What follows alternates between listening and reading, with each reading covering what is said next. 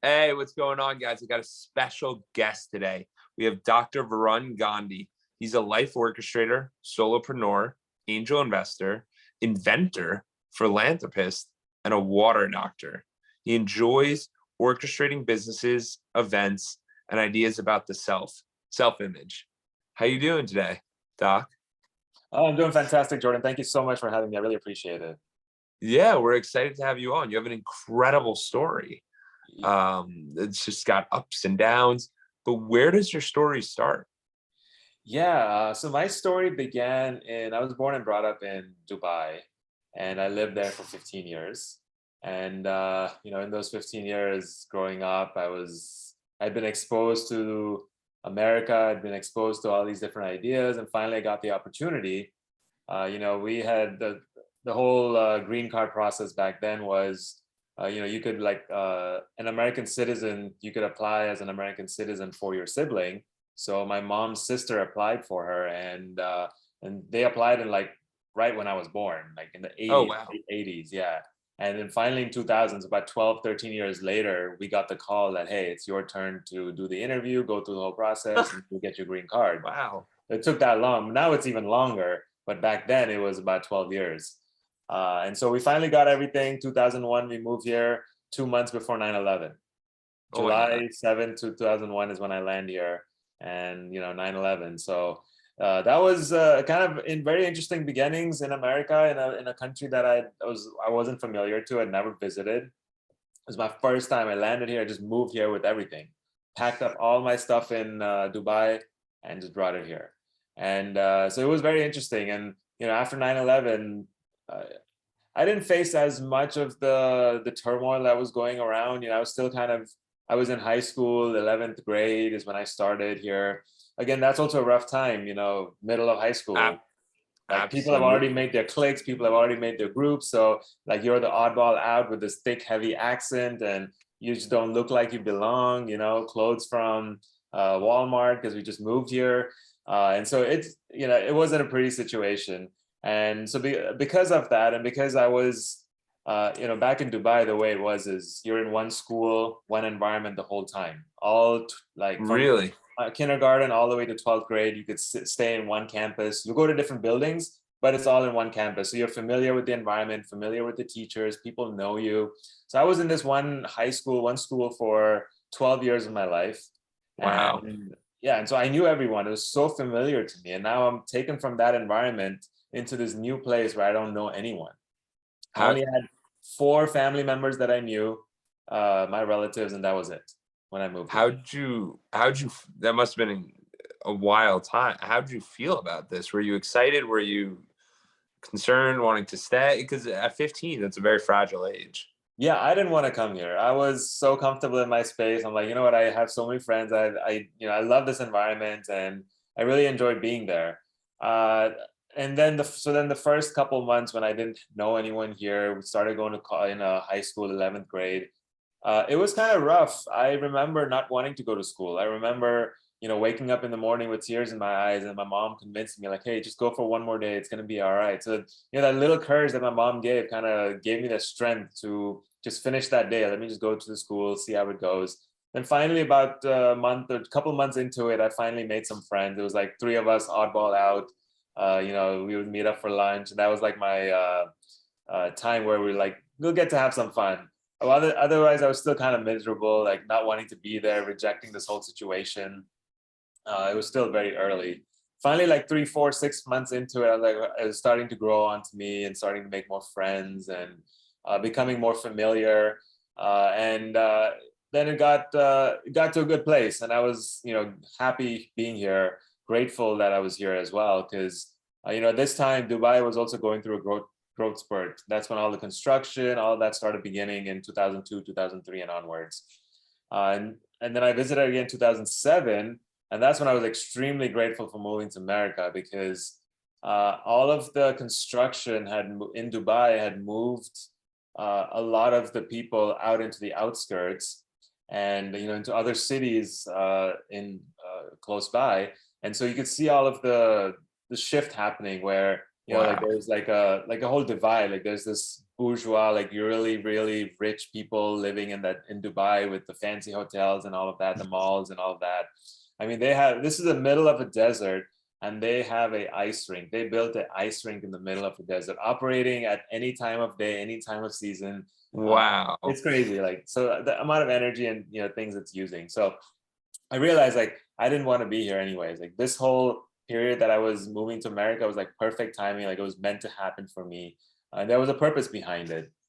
So now I moved to America, and I'm here, graduated high school, quote unquote living the American dream. I was going to college. I had a great opportunity at Georgia Tech, one of the top public colleges in the Yeah. country. Like, you know what, I'm so excited to go there, and it was right in my backyard. So I started bachelor's Georgia Tech, and I was like, you know what, I don't. I'm going to continue, get an advanced degree, so I'll go for a master's. So now I'm kind of in between finishing my bachelor's, going into my master's, and I do this internship. And this was related to my field, something that I was going to do after I graduated.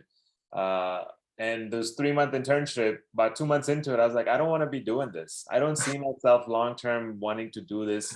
It wasn't like, there's something inside of me is like, nah, this doesn't sound fun. And so Yeah. because of that, what I When did is instead of doing a master's, I said I'm going to do a PhD as well. I'm just going to tack on 4 more years, just stay in school longer, kick the can down the road. I'm not going to worry about it right now. Let me just figure that out later. But I'm just going to stay in school right now. Yeah, one sec. I Yeah. don't mean to cut you off, but let's kind of sit in that for a moment where you were having that moment of doing an internship and then being like, I don't want to do this, because there's so many people nowadays that get an internship and you're like, I guess that was it. I'm not really sure. No one really knows. But like, what for you?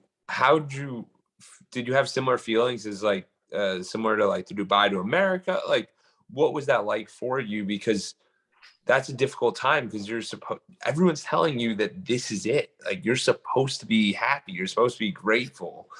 Be blessed that you have this opportunity. But like, that's what you hear. So how do you feel about that? The internship, it was a desk job, sitting in a cubicle looking at a whole bunch of data on a sheet. I did some projects where we would go out into the streets and collect samples and collect data. I was in the environmental engineering field, so it was a lot of like collecting samples and things like that. So it wasn't just sitting at the office, but I realized that there was something inside of me. I don't think I fully comprehended what that feeling was at that time. But there was something inside of me telling me like, this is not it. There's something greater there for you. I wasn't picking up on it at that time while I was going through the internship or just finishing up. But later on, this feeling comes back again.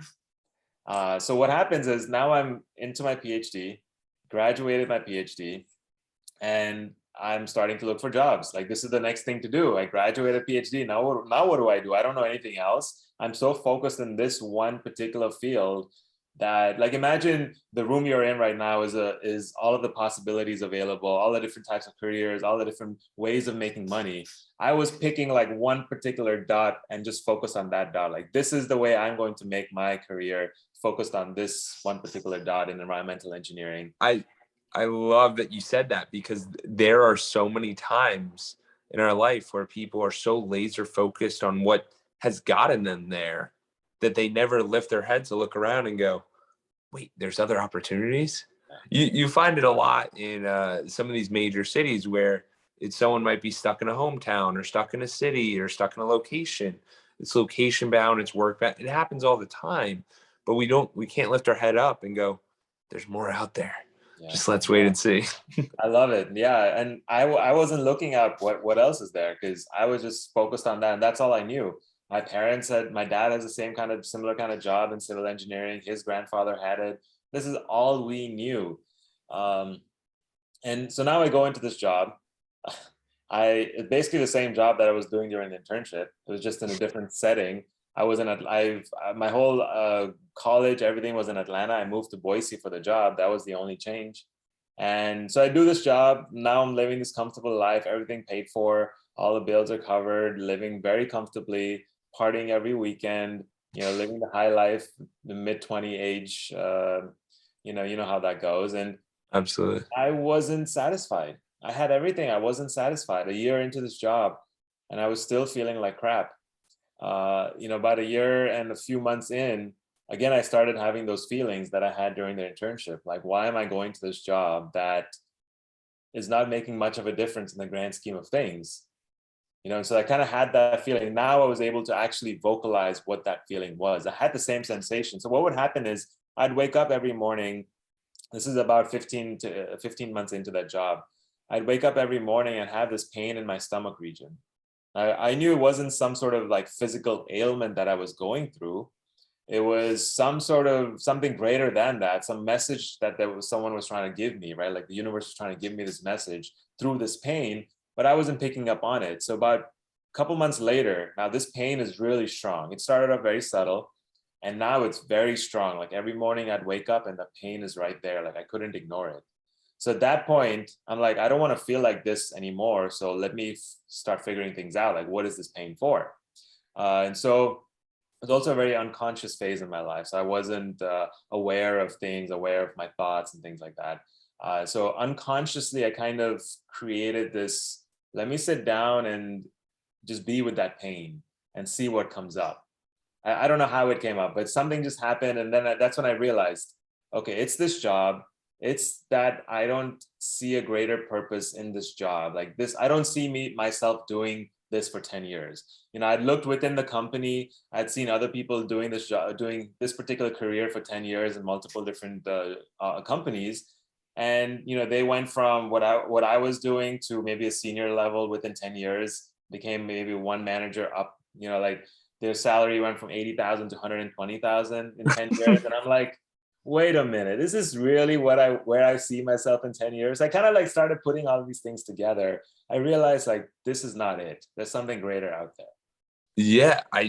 One of the major things you brought up is trajectory.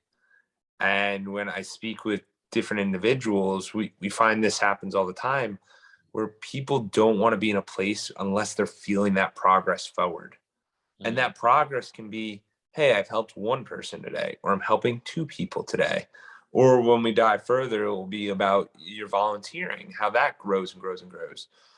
The thing is that most people don't realize that if we don't see the progress, if we don't see the future, then we don't get excited about the destination. We don't get excited about the journey. And I could see that happening. And I think I totally align with what you're saying. Yeah, I mean, that's completely true. Like I didn't see myself doing that in the future. And I'm like, it's time to move on. So at that point I had to convince myself, because I was programmed to think like, oh, this is the next step for me. Of course. Like that had been my whole life. And my parents were saying the same thing, like, hey, what are you doing? You went through 10 years of college and now you're going to give all of it up all of a sudden. Why don't you look for another job in a different company within your field? Again, I was still so focused on that one point, that one dot. Yeah. And then I finally broke out of it. I said, you know what? I go through these like visualizations, like let me project myself in those other companies and those other situations to see if I'd be happy. And I wasn't getting those responses back. Like, all the signs pointed towards it's time to move on. So I made the decision. I convinced myself, and finally, about a few months later, I was like, able to convince everyone around me that this is the best thing for me, for my mental health. And so I finally left my job. And usually you give like a 2-week notice, like, hey, I'm going to leave within 2 weeks, right? I was so happy to give a 5-week notice. I just submitted my notice. I'm like, I'm going to be gone by Thanksgiving. The moment I gave my notice, that pain just dropped. Like I didn't feel that pain anymore. Yeah. Wow. So it was like that. Like I felt so relieved. I felt like, okay, now the world of possibilities have opened up for me. All these different opportunities I'm available to. But at that point, I was still like in scarcity mode, because I'm like, okay. Yeah, let's dive into that a little bit. What year is this, and how old are you? And like, do you have student loan debt? Like, was there any dynamics around that? So this is another sign that I wasn't meant to do that career, is because I don't have any student loan debt. I went through 10 years of college with 0 student loan. Incredible. Matter of fact, I got paid to do a PhD. My tuition was paid for, and I got a little monthly stipend that covered whatever expenses that I had. So I was in a very great situation where I graduated with 3 degrees, 0 debt, and the world is my oyster, and I had money saved up as well.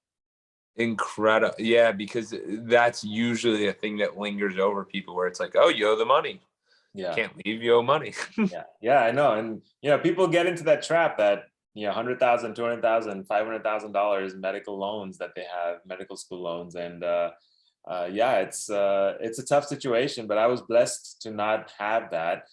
This was when I was about 28 So to 30, actually, when I was leaving this job. yeah, so I would say that is one major thing for anyone to consider if they're looking at leaving their job or they're looking to make a change in their life, is to really minimalize definitely high interest debt, but live below the means, save money, do the financial literacy steps so that you feel very comfortable of, I'm good. I don't need this. Yeah. Did you give yourself like 6 months, a year, no time? You were just like, let's do it. What was your thoughts? Leaving the job. Leaving the job financially, like next direction. Yeah. Oh, I mean, this job was like, I'm not going to go back to another job. I knew that in the back of my mind, like this, I'm going to out of the job game. I'm going to figure it out for myself. And so that's when and I didn't know what I wanted to do. I had no direction, no idea. So first thing that I got into, my friend was in screenwriting. So he was working for movies. He wanted to, become this director. And so he was writing his own screenplay.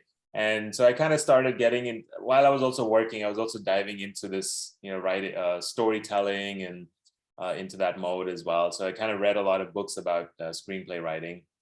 And one of the things that I picked up from there is that story life is like has to be like real life, has to mimic real life, so that what you watch on the movie is as believable as possible. Like it can happen in Oh, real wow. life, right? So that's one of the principles that I picked up from storytelling. And I realized, again, we'll come back to this again, like what's your story, the whole course that I put together, it's part of that as well. One of the initial ideas that formed that whole chain of thought. And so so I kind of wrote a little bit about, screenplays and things like that. And then from there, I said, you know what, let me move on, figure something else out for myself. Then I kind of used my PhD, all of the experience that I had in college, to help international students come to America for their grad school, help them figure out what programs to apply to, what degrees to look for, which cities to go to, things like that. So kind of doing the whole consulting and helping international students out.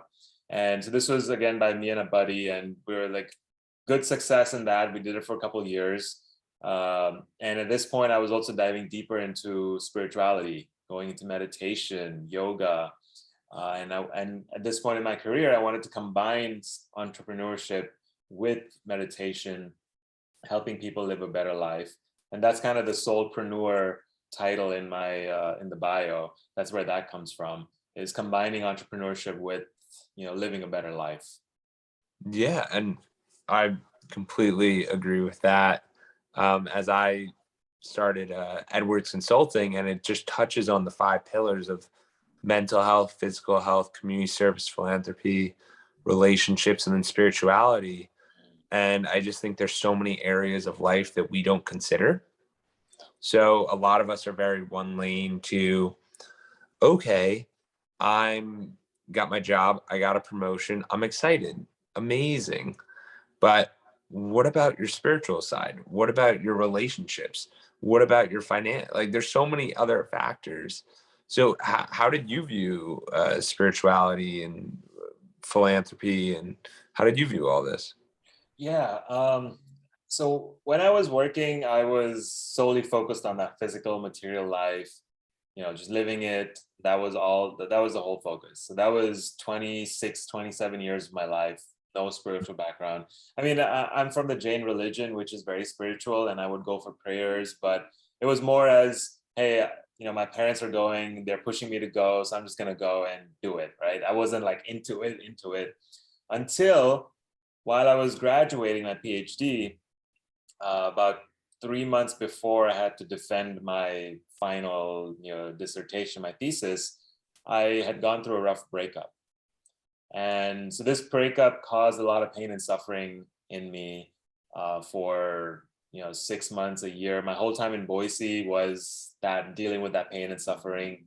And so while I was going through that, that's when I got started diving deeper into spirituality. I faced a challenge in my life, and now I had to look for solutions, and I went to meditation. And that was the thing. Meditation is the thing that helped me open up my life to all of these other avenues, to different thought processes, and just it was a game changer for me. And so the move to Boise kind of represents that. After you get this pain and suffering, is like the move into the darkness, going into the shadow, going into the cave. Like it could have been a space for me to be in solitude, to be with myself, and to really heal from the inside.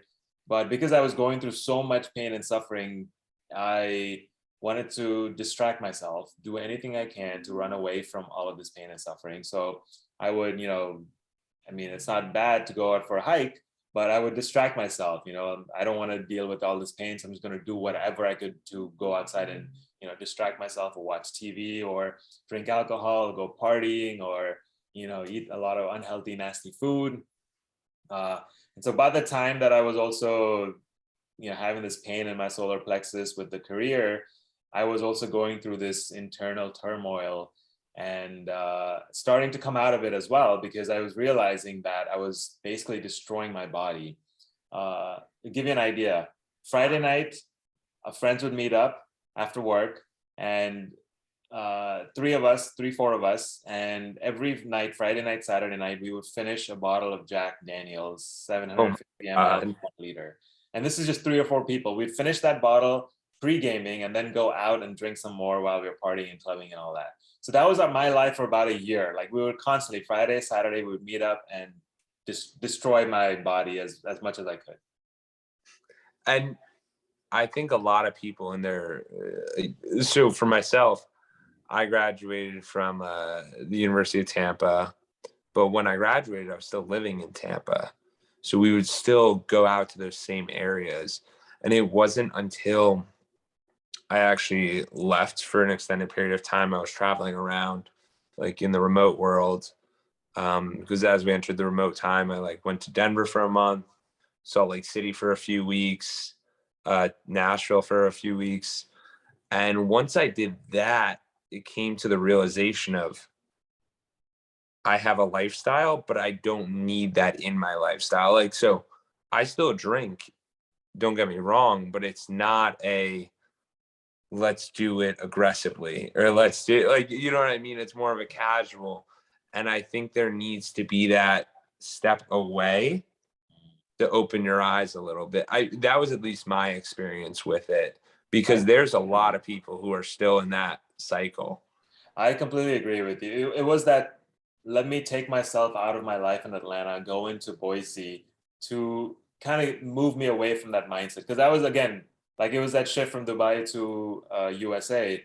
I was comfortable with my life in Dubai, and now I came to USA and I was completely out of my zone. Same thing when I was in Atlanta for 10 years, moved to Boise after that. When I went to Boise, the first couple months were really hard. Yeah. I didn't know anyone there. I worked in an office with 20 people, and most of them were older than me, in their 40s and 50s with families and kids. And so it was kind of a rough time for me the first couple months. But again, once I met a couple friends, that's all I needed.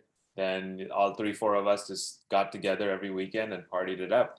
But yeah, it took transition. It took me time to realize, look, I'm actually doing this to my body. I am killing myself. But there was a time where, like, 2 p.m., 3 p.m., while I'm at work, I just fall asleep. I wouldn't have energy to continue work. So I'd have to, like, drink coffee, go out for a walk, get some fresh air, and then finally come back and just, sleep through the 3, 4 hours that are left. And so it was like that. And I realized that I was doing this to myself, and I could change that. So I finally started cutting out slowly but surely, fast foods, and then slow down on the alcohol.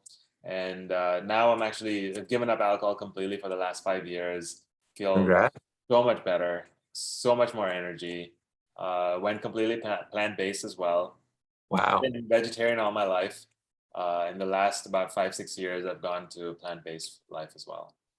That's incredible. Yeah. And sometimes those, like when you're going through one of those approaches, like you say, alcohol, no alcohol for 5 years, it's not like a plan, like, hey, I wasn't planning to go for 5 years.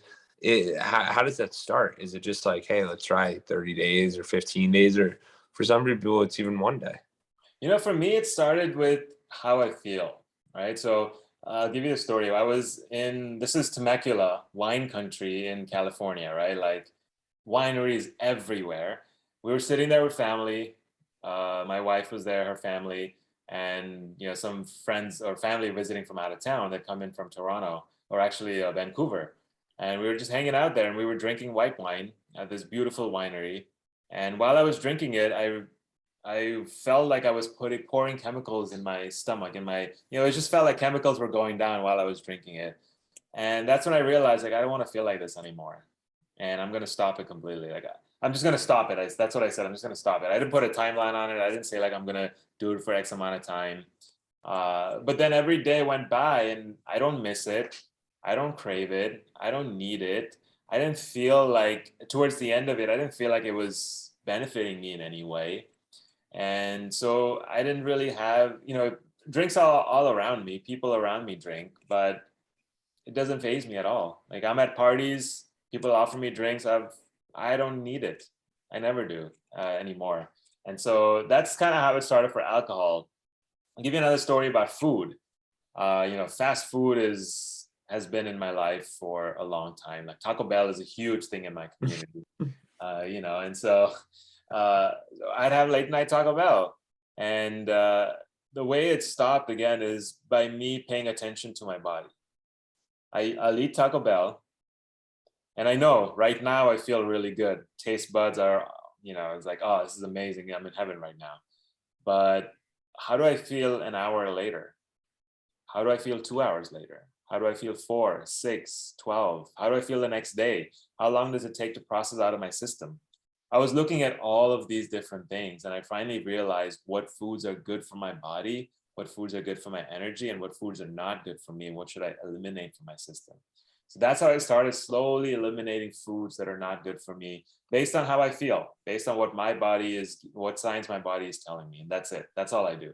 So I don't look at nutrition and all that.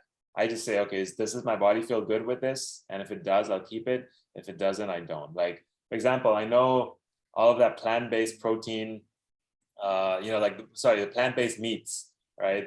All of that, there's so much that's out on the market. It's got a lot of soy in it, got a lot of wheat gluten in it, and it's got protein in it too. So I tried it. I said, let me just try it. These are lab-grown meats. I don't know what's in it, but I have to give it a shot. So I tried it, and my body didn't feel right. It's not just one time, it's like multiple tries. No, of Every course. time I tried it, it didn't feel right. So I don't need to have this in my system. Things that I feel good about, I'm going to keep it and just continue doing that. I love how you changed the perspective on it. It wasn't going into the meal how excited you are, because that's how most of us are. That's how I was for dinner last night. I get excited about the meal. There's very few that actually look, what's the post effect of that meal and how do I feel thereafter? Because you're gauging it on the after.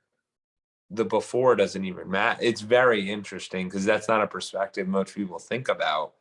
And also, I thought your association with I'm pouring chemicals down my throat, that was like one of the ways I stopped. When we have different associations, we don't think of things the same way. So like for myself, an easy way to do associations, if you don't know what it is basically late night pizza. You have the pizza, one side is, wow, that was so amazing, I love it. The other side is, I feel horrible. I feel horrible. Like, you know what I mean? Like, yuck, that's going to make me like overweight. That's going to make me not feel well. When you are able to look at the other side past just the taste, it really opens up your perspective. So I love how you did that with food and alcohol. It's not something that most of us think about. It's usually a restrictive, not the discipline actually opens me up and I feel better. Thank you for pointing that out. This is actually the first time that I've realized that that's what I'm doing. Like I'm kind of doing it internally, but comprehending it, understanding what that is, like associating with certain feelings that I don't want to feel anymore. I think that's very accurate. Yeah, I love it. Thank you. Yeah, no problem. Absolutely. I thought it was fascinating because we just don't, we just don't think about it. It's not something we consider most of the time. And So I've I love it. started using that more and more in my life, even with, like with the foods like plant-based and whatnot. It's associating with the feeling that I want to feel, and this is removing feelings that I don't want to feel anymore. And the same thing with foods, and even ideas that I want to work on. How does it feel internally? And if it feels right, all right, let's move forward. Yeah. So let's dive into some of those ideas. What's some stuff that after you're leaving the job, what would you look into? What were some of the things that you picked up like in the spectrum of your life? Yeah, so meditation is one thing that's opened up a lot for me, and the way I started meditating is also very interesting. This was when I moved back. I moved from Boise back to Atlanta, and I was now in this. I rented out a one-room apartment, or one room out of my friend's apartment, and in this room were all of my belongings. So everything that could distract me was in that room. So what I did is I focused on the corner of the wall. I just, where the walls meet, I'm just going to focus, sit there in the corner. So everything that's, all my belongings are behind me, all my distractions are behind me. I'm just focused on that wall. And that's how I started meditating. I said, I'm going to only do for 5 minutes. I don't want to go more. I'll try out different kinds of meditation, right? So what I did is I Googled what meditation was, and there was a lot of good stuff out there. There's a lot of crap out there that doesn't make sense. And at that time, I was so confused. But as I started meditating, I started discerning what's right and what's not. So I said, initially, I started like I put a point in the dot on the wall, and I just focus on that. Where I would close my eyes and focus, like imagine on a flame inside internally. Kind of do like little focusing exercises for 5 minutes. It was hard initially. I couldn't even sit there for 5 minutes. I felt like I was, the ocean, the top of the ocean is very turbulent. I Yeah. felt like my thoughts were like that. It was very turbulent at the beginning. And so some days I would sit there, and I would, the one common question that would come up is, has it been 5 minutes yet? Right. And then I look at the phone, it's only been 20 seconds and it feels like it's been 5 minutes. So that was the other question that the thing I did to eliminate that question, that kind of concern in my mind while I was meditating, is I would put a 5-minute timer on my phone and set my phone away so that, my phone is also a distraction. So I put it out of reach, but it also has a 5-minute timer. So I'm not constantly thinking, how long has it been? And so that helped a lot because it removed a lot of, has it been 5 minutes yet? And then I started meditating. I sat down, and sometimes I would last for 2 minutes. Sometimes I would last for 3 minutes. And slowly, I said, you know what? I have to just continue doing it every day. Some days I would miss it, and that was completely okay. I would come back the second day, the third day, whatever it was. I went through a phase where I would also journal. How was my experience going into the meditation? Like, what was my state going into it? What was my state during the meditation? What kinds of thoughts came up during the meditation? And then how did I feel after? What kind of sensations am I feeling after the meditation? So I would write that down. I did that for about a month or so just to keep my consistently doing it. And so that kind of helped me build this meditation practice in this new environment that I was in. So that starts with very beginning, and it was very interesting. And what I felt that meditation helped me with is one of the major things is it helped me take that step back. Instead of Yes. being in the thick of things, while I'm going through an experience, I now have the power inside of me just to step back and objectively look at the situation as opposed to reacting to the situation. I could actually respond to it consciously. So I make it a conscious effort whenever I get into a fight with my wife, for example, to take a step back always and come back to it an hour later, 2 hours later, 5 hours later, whatever it takes. But I don't want to be in that state of anger where I lash back at her. Yeah, 100%. I think you brought up some really awesome stuff in regard to your whole career and your whole life up to being a doctor and getting that job was pinpoint. You mentioned that several times. It was all focused on one point. And now this meditation time has actually expanded your mind to see different angles, see different opportunities, see different things.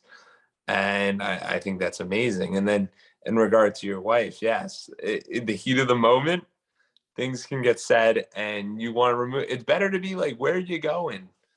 away. Oh yeah, it Because you works. can It come back definitely in works. an hour and it goes away. It's Yeah, fine. You're not bundled up, but right. sometimes you got to know when to remove yourself Yeah. for sure. And so you kind of asked like, what are the things that I'm working on right now, right? So through this meditation, what came up was this idea. So it was through the meditation and then reading other One sources. more, yeah, one more thing about the meditation. When you would go in, is there anything that you would think about, or it was just close eyes, take the 5 minutes, see what comes to my head? It was kind of seeing what comes up because I wanted to, at this point, I had just gotten into introspection.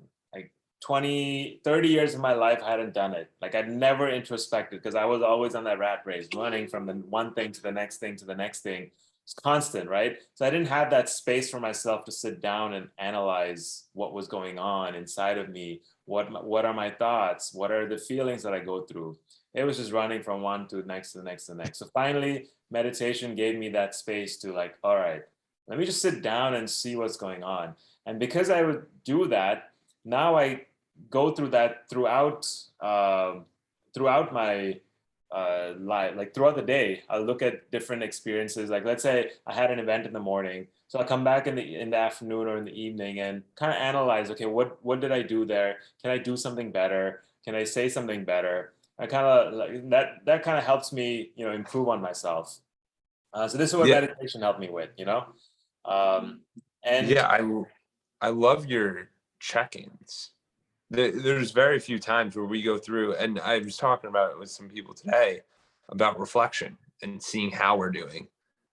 How often do you reflect? Most people, oh, New Year's Eve, reflect. And yeah, that's I not don't even even, reflect. That's a look forward. It's never a look backwards. So yeah, the fact that you're reflecting several times a day in these different instances, I think anyone could take this away and be like, powerful.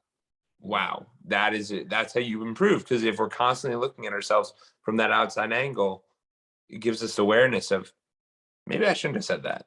Maybe right, I could have done this. I yeah, did a good job here, but it's also good to include the positives and the negatives. oh yeah, oh yeah, yeah. You want to point out what you're doing right, so you can continue doing those, and then find things that you could always improve on. There's always something to be improved on. And so this Absolutely. this kind of idea came up that our life consists of the stories that we tell ourselves. And we're constantly telling these stories, meaning like let's say you're trying to make sense of certain situations that have happened in your life, and it's you creating the perspectives behind it to understand that situation. If someone else were to look at the same set of situations, they would create a completely different story based on their experiences, based on what they have been through up until that moment in life. And so we're constantly doing this story creation. Go ahead. Yeah. I mean, would an example of this be, and this is just what came to my mind instantly. I just kind of want to aid to it just to explain. So, like, when you say the story, it's kind of like when I made the decision to go travel. Like, it was, I'm going regardless. I'm going to do this no matter what. Other people could have been like, my whole life is in Tampa. I'm just going to renew a lease and I'm going to do this lease and it's going to be fun. Like, you have to be very intentional to have that different perspective of like, what are you doing? Yeah. Like, how does that work? Because you're completely right. People are dealt the same cards. Mhm. Why does one person win and one person lives mediocre? Right. It's because of what's going on in their mind internally. And that's exactly right. It's like, what are you telling yourself about the situation that you're in or about to go into, or something that just happened? It's all internally created. And there's kind of a mechanism of how it happens on a daily basis. And I feel like if people understand this mechanism, then they'll pay attention to how they're creating stories. So the way it works is, the analogy is this: where imagine we're in a movie theater and we're watching this movie on the screen. The screen is a tool that shows the movie. There's a projector in the back that's projecting certain images onto the screen. So projector and the screen are tools, and there's a film that's inside this projector, right? So there's these three different components. So in our lives, there's a projector that we have inside of us. That's our imagination. A third eye right here is projecting images that are fed into it by this film. The film is all of the experiences, all of those defining moments. everything that you've been through up until this point, all of the data that you've collected, it sits in this film. And this film is inside of you. So our imagination is collecting data from this film and projecting it onto the different screens in our life. The screens are the people that come into our life, the situations that come into our life. So like you moving from Tampa, that would be one of the screens that you came across. And your imagination is taking data from your film that's saying that, oh, I want to travel. This is what's best for me. I'm going to be opening up my mind, opening up my horizons to all of these different opportunities when I travel. So that's going to be my story, and that's what I'm going to project onto this Tampa situation. I'm going to leave Tampa and go on the road and travel. Whereas other people will be like, their projection will be like, hey, I'm so familiar with everything that's in Tampa. I just want to stay here. I want to have my friends. I don't want to move out. Right. So that'll be their story. So we're constantly doing this on a regular basis. If we can pay attention to what we are projecting onto other people, onto other screens in our lives will change completely. Wow. I wrote down what you were saying, and I'm just kind of like, it's perplexing. It's fascinating how this all works. And I think you're spot on, because people see what they want to see. And if we have this imagination, that's why there's people who, it's difficult. Like if you had a childhood where they were like, you can't do this, you can't do this, you have to be a construction worker, you have to do this. And you see these people in e-commerce making all this money, you're like, but how are they, you know what I mean? It's that token of possibility of, is this possible? Right. Yeah. So I think that completely aligns with what we believe and what we're able to comprehend and even imagine in our own heads. Like you notice when you ask kids, what do you want to be when you grow up? My girlfriend's got a 10-year-old brother, and I asked him what he wants to be, and he's like, in the NFL, obviously. And if you go and ask an adult, what do you want to be? And it's like, it's not what they want to be. You know what I mean? It's a beamed down version of what they think they can be. Yeah, limiting. Very limiting. Not the NFL. That's expansive. That's the league. Like, yeah, for sure. Yeah, they'll talk about the AFL. Just kidding.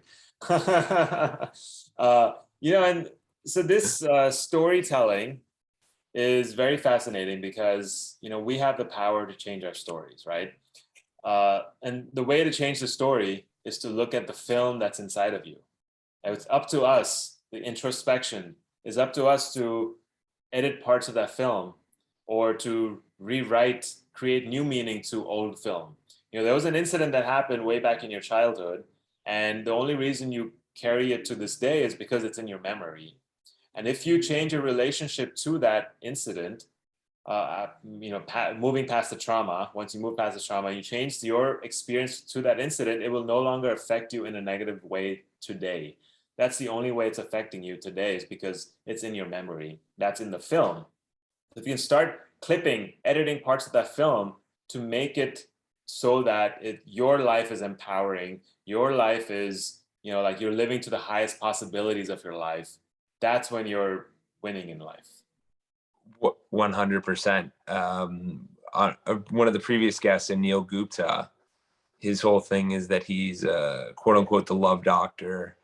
And he brought up a question one time to me, and he said, how do you know if you're like, how can you, would it be possible to thank your ex, like your ex-partner? And I'm like, I don't know, man. Like they were just, it didn't work out. What do you mean? And his whole concept was, they taught you everything that you don't want, or factors of what you do and don't want. So even if it was hard, even if it was difficult, they blessed you to meet the person you're actually supposed to meet, in which case you're in this grateful thing. So it's, thank you for showing me that perspective. Like, because then you're in a place of, I don't care. Like, I'm grateful for them, like, because they're part of the journey. And that's a fascinating thing. Yeah, Which Yeah. if I could be in that gratitude, if I could have been in that gratitude state much longer, much earlier, and after that breakup, I would have been so much happier. But I was like fighting it. I was like, why am I not with her? This is so perfect. I'd imagined my whole life with her, like the American dream, the two kids, the house in suburbia, the Yeah. little dog, everything with her, right? And yeah, it's just a lot of resistance inside of me. Absolutely. So let's dive in a little further. So we go through the meditation, we have the storytelling. Are you doing stuff with the storytelling? Is there? Yeah. Yeah. What I've created is a digital course. And essentially, what it does is the film that's inside of you, we're literally, I mean, some people don't know what's in the film. So we're creating that film, right? So I call it the My Life film. Essentially, it's a chart that you put in all of your experiences, positive and negative. And once you put those experiences in, then we'll sit down and analyze how each of those experiences are affecting you today, right? Especially the negative ones. You take the positive ones as well. We'll gain some insights from there. We'll take the negative ones and understand how are they affecting you today, because that is such an important uh, thing to understand, like insight to have. That's where your limitations are. There's certain things that happened way back when, and they're still affecting you today. How is it affecting you? How is it limiting you? How can you overcome that so that we can move forward and have this future that you really envision for yourself? So that the course will allow you to create your film, understand what those experiences mean to you, recreate the meaning behind those experiences, and then envision this future that now you're a new self. What will this new self want to do? Now let's envision this future for yourself and start living it. So that's what this course does. It kind of gives you like breaks down, I'm an engineer, I have this technical mindset, logical thing, I've got to break everything down. So that's kind of what I did. I broke it down into smaller bits and pieces. It's a 30-day course, so every day you get a 15-minute video and about 5 to 15 minutes of exercise that you do to build on your life film. And it's very simple, and it helps people change their life around. It helped me change my life around. Absolutely. And where can people find this course? So you can find it on my website, drvarungandhi.com. I'll send you the link. There's Yeah, a I'll put tab that in the show called, notes for sure. yeah, there's a tab called course. You click on it and you'll have access to it. It's in the pre-launch version, so I've given it up for 66% off. So once it goes live, then it'll be back to the original price.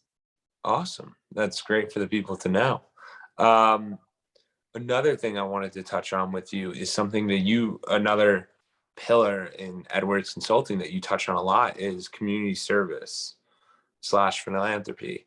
How has that impacted your life? Yeah, community service, through one of those introspection sessions, I realized that I've always enjoyed helping people. When I was in third grade, I remember, uh, so our teachers, the way it worked is we had a particular classroom, the teachers would move around. So if the biology teacher would Oh, come in wow. and teach us, chemistry teacher would come in and teach us, but we'd sit in the same room. And so as the teachers would leave, they would carry all of our books to grade homework and things like that. And I would help them. It'd be like, I'd offer myself like, hey, do you need help to carry all this stuff? Because 30, 40 books piled up is huge. And, they need extra hands. So I was like, I'll help you. So I have these memories that I've always wanted to help people. And now the pandemic hits. April 2020, I get a call from a friend. We've done a lot of local community projects together. And he said, you know what, there's this organization that has money and they want to do something to help people. People are losing their jobs, so there's something that we could do. There's something that we could offer. What is it?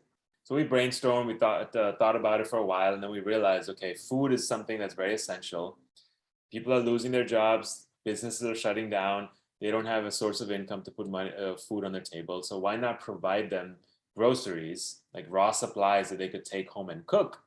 So we started that with one weekend. We said, okay, let's meet up in early May, put this together, and see what happens. Without much publicity, we created 400 bags. We had enough volunteers, and we were able to give out like 250 out of the 400 bags to people who actually Oh, came. wow.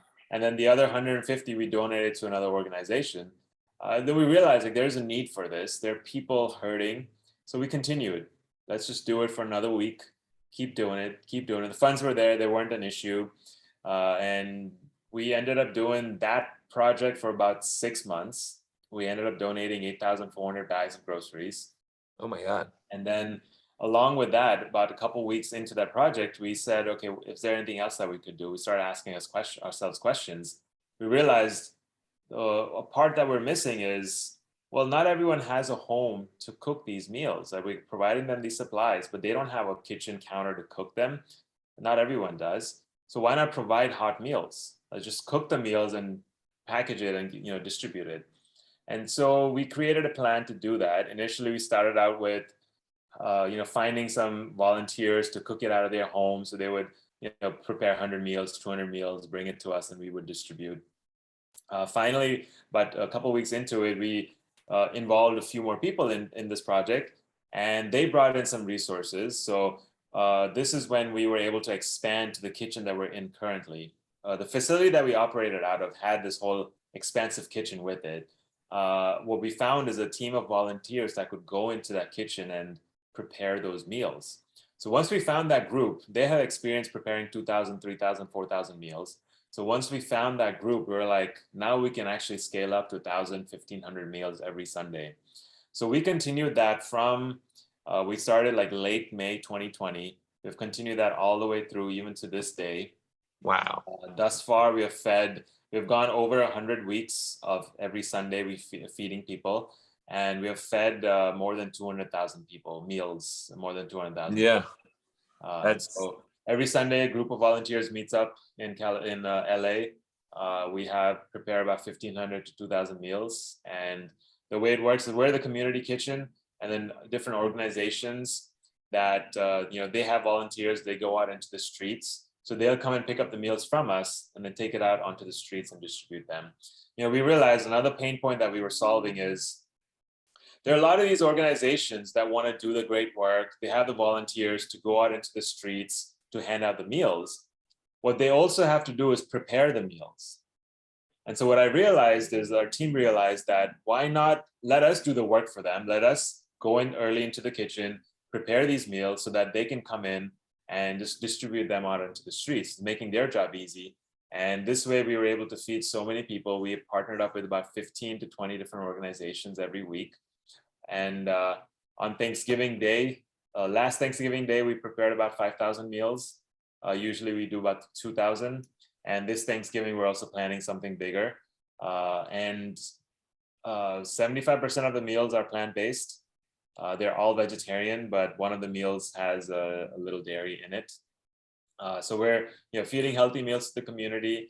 And it's been blessing. Every time we reach out to the community, like, hey, we need help for volunteers, people will show up. Every time we reach out to the community for money, there'll be someone there to donate, even if it's $5, $10, $15. There's always someone to donate funds. I feel like people are looking for avenues to donate money, to do some good work, put in their time, but they don't know how to do it. So once we talk to them, like, hey, this is a group of volunteers getting together doing this, people come, they want to donate their time, volunteer, donate resources, their money, whatever it may be. So we also have a GoFundMe for this, for anyone that's interested in donating. I'll shoot you the link and you can. Absolutely. Yeah, I'll put it in the show notes. Yeah, that'd be fantastic. Yeah. So I want to say that one of the coolest things you guys did was, instead of it being a one-man show, not just, like a one-man organization or like multiple organizations, you look for everyone to work together as a team, because there are so many issues. Like, the fact that you're the one creating it all and then you have all the other ones as distributors, I think is so beneficial, because most of the time it's, what can I do for myself? How can I do? And now it's become a selfless act where we're all working together as a team. And So I think even within our the work that we do, there are also multiple teams involved there. Like, we have a kitchen team there that comes in and cooks the meals. Then we have a packing team that takes the big meals and packs it into smaller boxes. yeah. Then we have a distribution team. Then we have a supplies team. Someone goes out into the week, in the middle of the week, to get all the supplies, so that the team that comes in on Sunday has everything stocked up for them and ready to be cooked. So it's like all these different teams working together. And that's kind of what I learned, is that I mean, teamwork makes the dream work. That's without a doubt, that always works. And a group of people walking in the same direction, all of us will go faster than just one person walking in that direction. I love that abundance mindset. That's awesome. So, Doc, where can people, obviously we're going to put your website for the course, we're going to put the GoFundMe. Is there anything that you want to leave the people with? Yeah, Instagram is another great place to connect with me. My handle is Dr. Varun Gandhi. And to leave people with, the one thing that I haven't talked about, and that's also in my title, is the water doctor. And it started as, the PhD is in water engineering. However, I've transformed that into more of a physical, mental, spiritual health. It's essentially a PSA for people to drink more water. I read this book called Our Body's Many Cries for Water. And this is the one book that my dad gifted me in 36 years of my existence. He gave it to me about 12 years ago or 10 years ago when I was in Boise. And I hadn't read it until very recently. But essentially what this book is written by a doctor in Iran. And this is during the revolution in Iran. He was put in jail. And while he was in jail, he realized that the prisoners that are in there, a lot of them, they didn't have energy. They were like basically, leaning against the wall, just half dead on the floor. And he started asking questions like, what is going on? And what he did is he just gave them water. He said, let me just try with water, see what happens. And within 3 hours, he saw a noticeable difference. Within 6 hours, they're completely normal. They had all the energy in the world. And all it was dehydration. And so he said that then he started doing research, diving deeper into all of this. And, he pointed out that the current paradigm, the current thinking is that the medical industry, whenever you eat any kind of pill, it works on the 25% of our body, which is the solid portion. 75% of our body is water.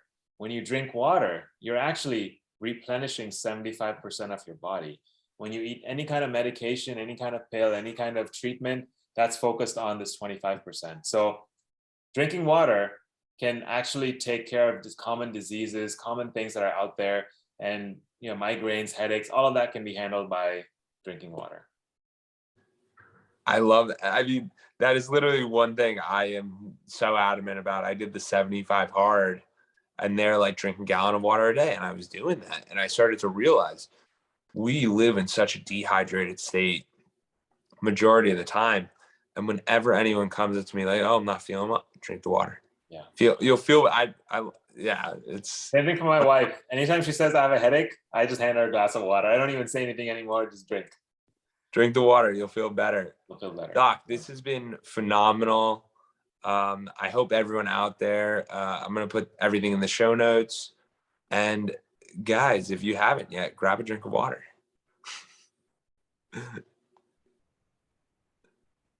Cheers.